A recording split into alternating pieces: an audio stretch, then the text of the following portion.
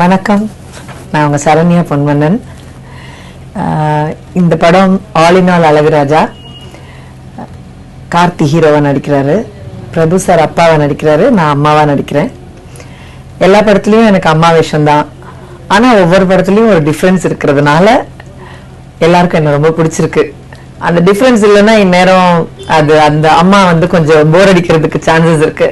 கடவுளுடைய அருளால எல்லா டைரக்டருக்கும் வித்தியாசமா ஒரு அம்மா ரோல் கொடுக்க முடியறதுனால ரொம்ப நல்லது, சந்தோஷம். அதாவது இந்த படத்தை பொறுத்த மட்டும் ராஜேஷுடைய எனக்கு ராஜேஷுடைய செகண்ட் படம் இது. ஓகே தான் நான் ஃபர்ஸ்ட் ஒர்க் பண்ணேன். ரொம்ப ரொம்ப எதிர்பார்த்து ஓகே விட ரொம்ப நல்லா இருக்கணும் அப்படின்றதுல எனக்கு ரொம்ப ஆசையா இருந்தது. எப்பவுமே நம்மளுக்கு ஃபர்ஸ்ட் படம் போகும்போது ரொம்ப எதிர்பார்ப்பு இருக்காது. அவங்க கூட படம் பண்ணா போறோம் இப்படி மட்டும்தான் தோணும். செகண்ட் படம் அவங்க கூட படம் பண்றோம், இது நம்ம உரிமைங்கிற மாதிரி ஒரு ஃபீலிங் அவங்க நமக்கு நல்ல ரோல் கொடுக்கணும் அப்படின்னு நம்ம அதை ரொம்ப உரிமையா கேட்கணும் அப்படி தோணும். அதனால இந்த படத்துல எனக்கு அப்படி தோணிச்சு. அண்ட் நினைச்ச மாதிரியே எனக்கு ரொம்ப திருப்தியான ஒரு ரோலா இருந்தது. பிரபு சாரோட பேர் ஏற்கனவே ஹீரோயினா பண்ணியிருக்கேன். அந்த டைம்ல எல்லாம் இல்லாத ஒரு வித்தியாசமான ஒரு ஃபீலிங் இருந்தது.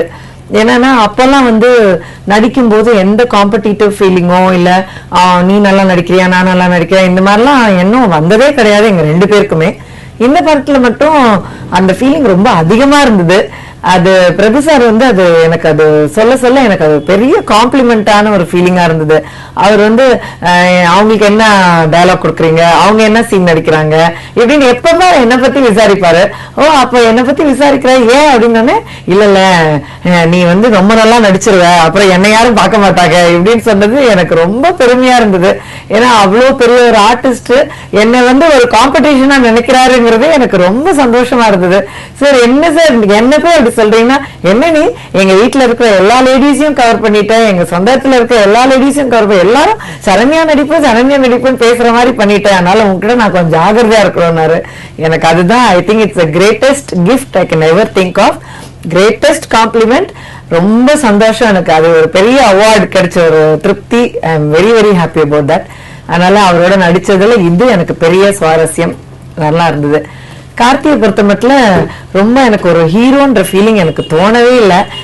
முதல் நாளே எனக்கு ஏதோ உண்மையான ஒரு மகன் மாதிரி, ரொம்ப செல்ல பிள்ளை மாதிரி, ரொம்ப அன்பான ஒரு மகன், ரொம்ப நல்லா இருந்தது. உடனேவே எனக்கு அந்த ஃபீல் வந்துச்சு. ஸோ ரொம்ப சந்தோஷமா இருந்தது. ரொம்ப சின்ன பிள்ளையா தோணுச்சு எனக்கு. அதனால அதை பத்தி சொல்றதுக்கு ரொம்ப திருப்தி. அதுவும் அண்ட் ராஜேஷை பத்தி சொல்லவே வேண்டாம். ராஜேஷ் படத்துல நடிக்கும் போது எந்த கஷ்டமும் தெரியாது.